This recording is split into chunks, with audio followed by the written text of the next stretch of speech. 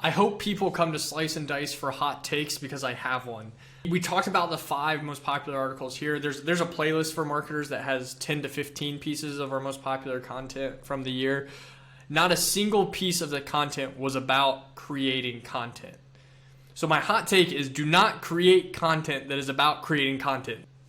This is Slice and Dice, a show for B2B marketers who are looking to get inspiration from the best content available. But what is the best content? What are marketing and sales professionals really reading, watching, and listening to? In each episode of Slice and Dice, Brett McGrath highlights live data captured from the Juices platform and introduces what people are really interested in. Brett partners with an industry expert to figure out why certain content hits the mark and what we can all learn from it. Okay, let's chop it up.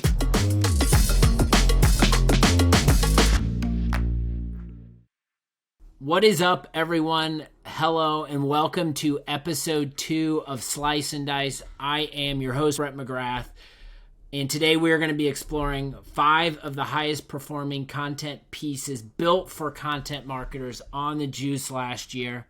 I'm joined by our founder and CEO, Jonathan Gandolf. Jonathan, we've done a lot of Modern Day Marketer podcast episodes. This is the first time we're kind of doing the video thing, talking about data and content on the platform. Welcome. How you doing? Brett, thanks for having me. I was so jealous. We've recorded so many Modern Day Marketers. You partnered with Motion. You're doing super cool Slice and Dice episodes. I'm excited to jump in. I wasn't actually jealous, but we're talking about marketers, marketing to marketers today. As a marketer myself who started a marketing business to help marketers with marketing, felt like the right topic for me to jump in on. So thanks for having me. Yeah, a lot of marketing stuff already. So if you're a marketer and you're out there and you're wanting to know more about content consumption and some data behind it, this is going to be a good episode. So I'm excited actually to really dig in and talk about content marketing from the perspective of not what content marketers produce, but what content marketers consume. I know as I'm someone who creates a lot. I'm pretty harsh. I'm a harsh critic about kind of what I decide to consume or not.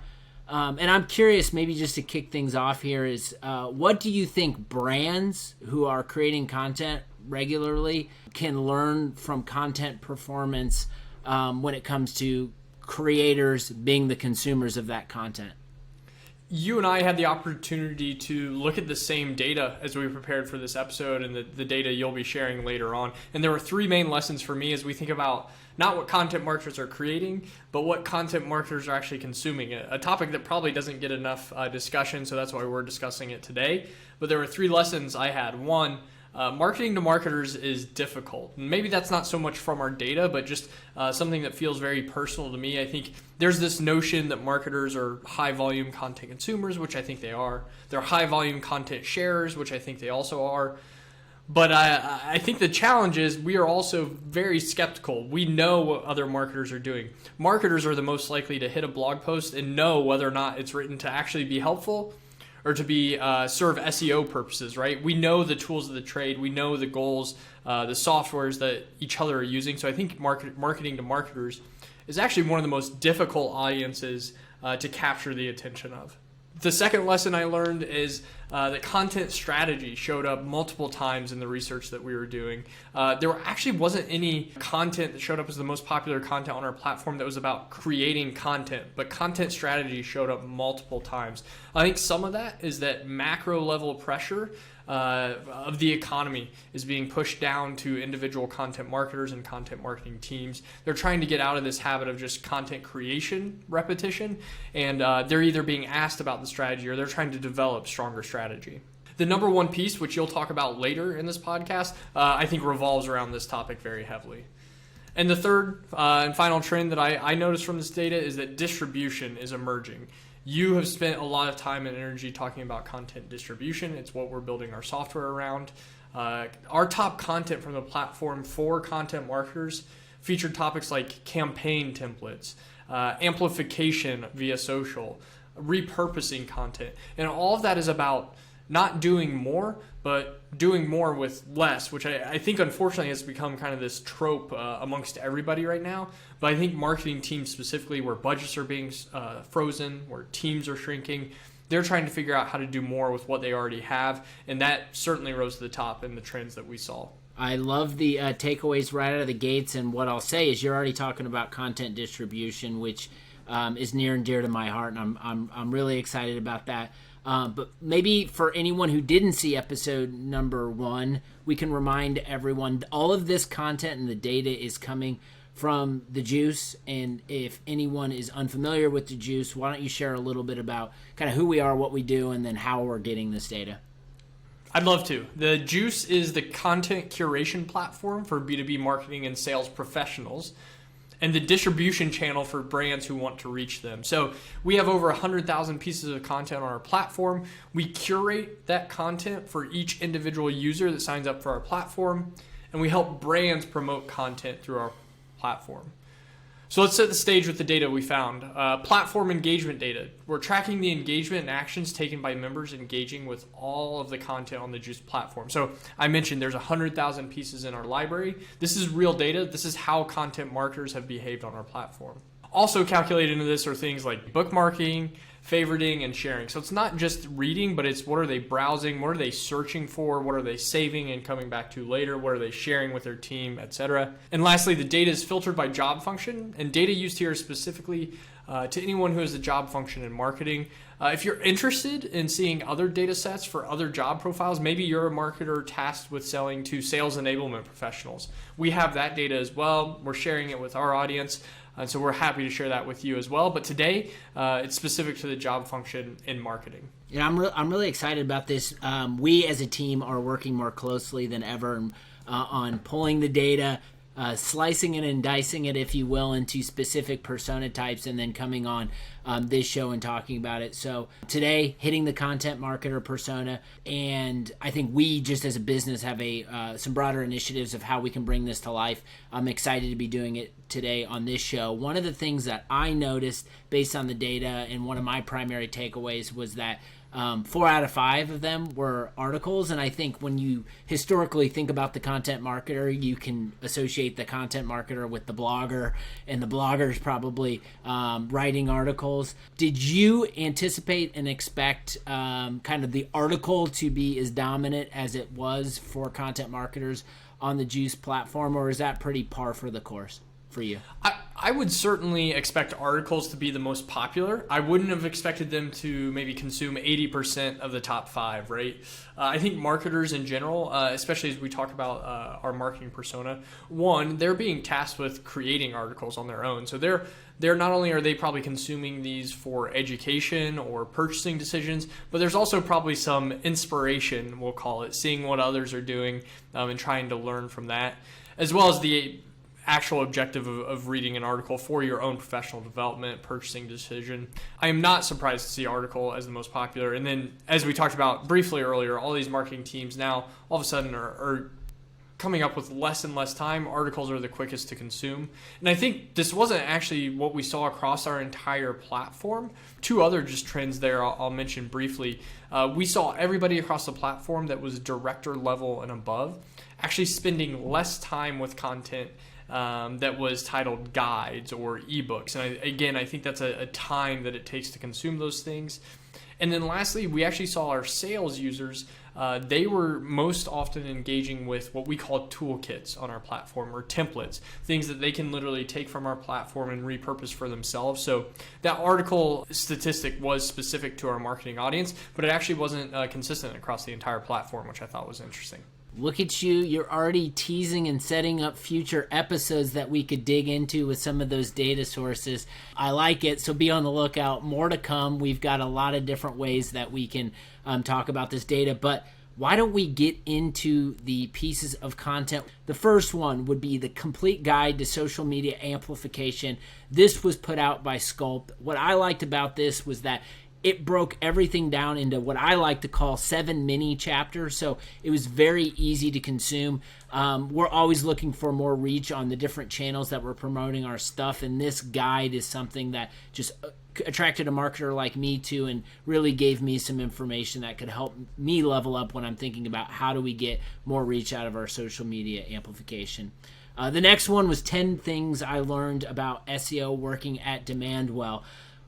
This piece of content, has a lot of stuff on the SEO side that maybe isn't as glamorous or sexy. We're talking about like sitemaps, paid speeds, long tail keywords. But I think this piece resonated with content marketers because it wasn't just about calling out sitemaps and saying this is what they are, but there was storytelling around each of these components, which made anyone who's trying to learn a little bit more about SEO, it made it a little more personal. The third piece on this list is the 5 building blocks of a content marketing campaign done by Crimson Park Digital. This piece of content is extremely straightforward. It is very action driven, and you consume it and there's no fluff. And I think as content marketers and being very harsh critics, sometimes we just want to get straight to the point. And so this piece of content really gave me direction as I read it and made me think about some of these areas a little bit differently. We've got a guide. So this is the one piece in this list of 5 that is not an article. And it's the ultimate guide to content strategy put out by Market Muse. So Elizabeth from Market Muse was on the last episode. If you haven't been able to tell already, Market Muse knows what they're doing when it comes to content. When I looked at this piece, it's very robust. It is got a ton of information. It is specific for anyone who has no idea about content marketing. You go in and read this doc or this ebook, and you're going to be able to level up immediately. There's social proof. There's case studies. So much information. So I think while you mentioned, Jonathan, guide might not resonate with some audience, I think in the case of the content marketer, guide was something, the word guide in the headline was something that attracted this persona type. And then the last piece would be one that I think we've shared in our Slack instance. I put it in our newsletter. We've shared it on social media. And one of the better pieces of content that for content marketers that I've seen, and that's from Animals, Ryan Law. You're a content marketer, not a writer. Very authentic. I think so often we get siloed as content marketers as just writers when that's not the case. And I think the power of a good headline attracts the right type of readers, and that's what this piece did. So those are the top 5 pieces that content marketers on the juice really dug. And so we're going to dig into it a little more because, Jonathan, I want to get your perspective on some of these pieces and what we're seeing here. So maybe just to kick it off, what's something about this group of content that might have surprised you a little bit? Something that surprised me about this content is that there's not anything that's overly complex here, right? Some of this is just what I think a lot of people would consider the basics, but how to be better at the basics. There's nothing here about AI-generated content. There's nothing here about new, modern marketing tactics. These are just how to do some of the basics really, really well and how to just do very minor things but improve them and be better at them. And I think there's an appetite right now for all marketers to return to the basics a little bit and be better at just the basics. So I had a conversation with Janet Granger on the podcast not too long ago, and her whole shtick was stick to the fundamentals. The fundamentals are what got you here. The fundamentals will keep you continually growing. And I think so often there are all these trends that emerge and you can't go anywhere and pull up your LinkedIn feed or Twitter feed or timeline without seeing something about the new shiny object. And as marketers, it's so easy to fall into that trap where we're spinning cycles. And maybe this was a good reminder at times to just, when we're creating, especially for content marketers, just hit the fundamentals, share some perspective, and chances are if you're doing that consistently, they'll probably resonate with the content marketer persona. All right, so maybe let's go get into this. Is there anything, I guess, why did a specific piece of content do you think made the list? In evaluating and scanning these 5 pieces, was there anything that was special about it? Something that caught your attention as you were looking through the data? I'll double down on what you said about our most popular piece of content is that you're a content marketer, not a writer. I mean, great headline. Again, the basics, just a great headline, great title there. Also, I think it's something that so many content marketers specifically wrestle with. They might have started as just a writer and they're trying to grow into a content marketer. or they might consider themselves a full suite content marketer and they're a phenomenal full suite content marketer, but others still might view their role as just writing. So I thought I did a great job of speaking from experience, meeting people where they're at, and just being a very authentic storytelling piece of content. The Animals team, they do such a great job of balancing this really rich storytelling, as well as they often balance that with really rich data. It's a brand that we look up to for inspiration often, and I know a lot of other marketers out there do as well. Let's spend a second actually talking about Animals, because when I got back into marketing and marketers, joining the Juice 2 years ago, part of my process was going to all the channels, doing a lot of listening, seeing what content was being shared, and you couldn't go anywhere without seeing something from Animals front and center. And I had no idea. I thought this was like some sort of software company that had this product that did all these things, because I hadn't even gone to their website. I just saw their articles being shared, and I read the article, saw, Ryan's name, and started following him on LinkedIn, and realized quickly that, I was learning from him.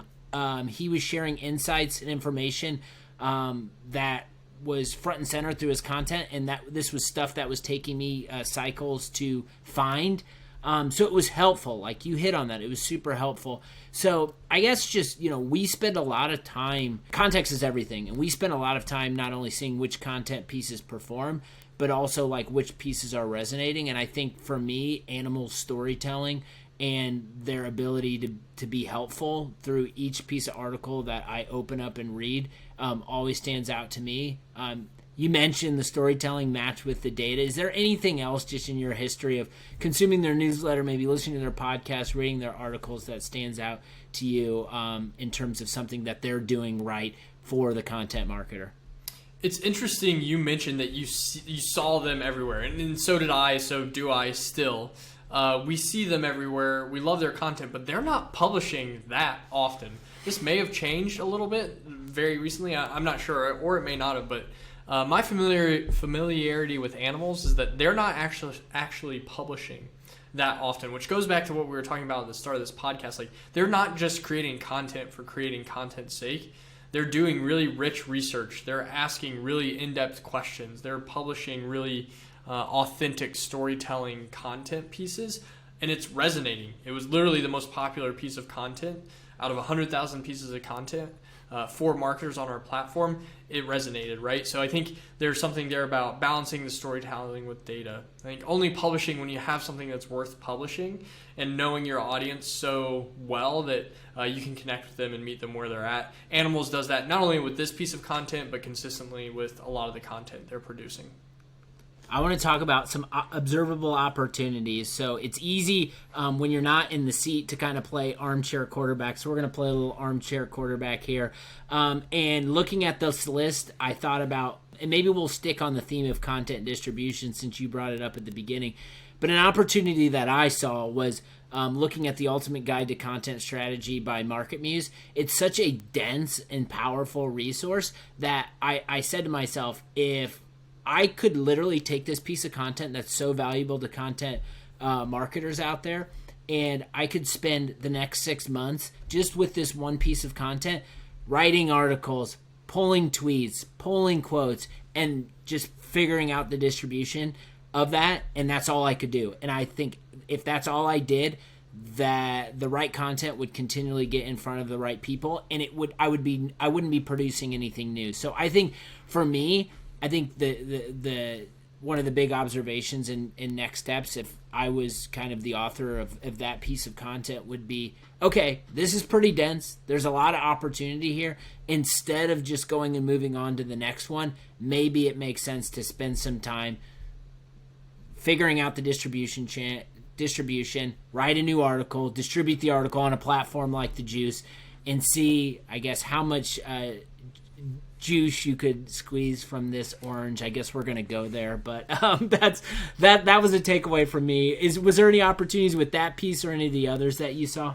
I hope people come to Slice and Dice for hot takes, because I have one. We talked about the 5 most popular articles here. There's a playlist for marketers that has 10 to 15 pieces of our most popular content from the year. Not a single piece of the content was about creating content. So my hot take is do not create content that is about creating content. There aren't B2B marketers out there that need help creating content. Maybe need help is the wrong way, but nobody's saying, man, I wish I could really create more content. We all have enough content. Help them distribute that content. Help them amplify that content. Help them repurpose that content. And it's so easy right now with things like AI-generated content, Chat GPT. The hot thing is to talk about how those are going to help us create content. I have shared in written content for my own kind of personal brand, if you will. I think all of that technology is great for marketers. It's incredibly powerful. But what marketers really need help with is distributing content. So Brett, I'm just saying the same thing you're saying, but I guess I'm saying what not to do from what we've learned. And that is do not create content to help marketers create more content. That's not the problem. We are all on the content treadmill. Help them get off the treadmill. Help them distribute the content.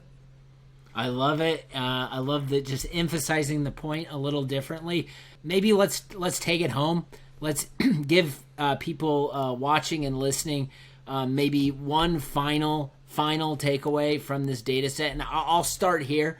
I think for me, we've mentioned this a couple times throughout this conversation and episode, that it's really hard to get content to resonate with content marketers or creators, people who do this professionally. It's just challenging.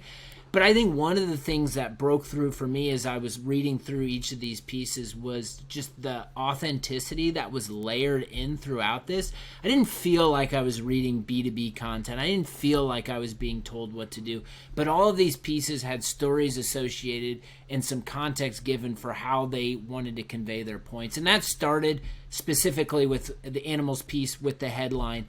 So I think that's really important. Don't just go writing from a position of being the authority, because that's what everyone's doing and people are going to drown it out. The highest performing pieces that we're seeing on the Juice are actually pieces that are brand oriented and focused around stories. So that was my key takeaway from this data set. What about you, Jonathan? For me, it's help people with the basics, help them be better at the basics, and be authentic in your storytelling. That's all that was in the top 5 here. It was how to help people with the basics of content marketing, how to help them be better at it. And then our most popular piece, I think, was really authentic storytelling. I think if you can do those 2 things, your content marketing program will be successful, and the Juice can help you get it in front of the right audience. Before I let you get out of here, I know you're super passionate about finding ways to take data from the Juice and share it in conversations like this and through other channels. I know this is something we've been talking about at a business more intentionally starting in the back half of last year, and now we're seeing it brought to life. Maybe like moving forward, like what do you think anybody who is using the Juice, subscribe to our newsletter, following the podcast, listening to conversations like this, what would you tell them that they can expect regarding some of the data moving forward? There's 2 ways the Juice wants to help marketers. One is helping provide them the data so they know what they should be producing. It's exactly what you and I have been talking about. It's looking at our really rich data set, understanding what different personas are searching for, interacting with, not interacting with. We want to provide that to marketers. And then we want to bookend the experience. We want to help them distribute that content, and then we want to show them how that content performs. So it's about inspiring what to create and then reporting out on what you've created, how it performed. And we'll be doing that. We want to share that with as many people as possible. So if you've got maybe an interesting insight or something you want to test a hypothesis using our data, reach out to us. Let us know. We've got a really rich data set, and maybe we want to slice it and dice it in a way that we haven't thought of before. And we'd be happy to collaborate with you on that. We did it. Jonathan, well done. I want to thank Motion for being an amazing partner in helping us produce this show. Be on the lookout for the next episode. We'll be talking about a whole nother set of data, probably directed at a whole nother persona type, and we're going to get in the weeds, and we'll bring on a new guest too. Jonathan, thank you, and on to the next one. Thanks, Brett. Thanks for checking out this episode of Slice and Dice. The data referenced in the show is powered by The Juice. Start searching the world's largest library of sales and marketing resources by signing up for free at thejuicehq.com. And this show is produced by Motion, a done-for-you podcast agency for small, scrappy B2B tech marketers. To learn how you can launch and grow a podcast for your company, visit motionagency.io.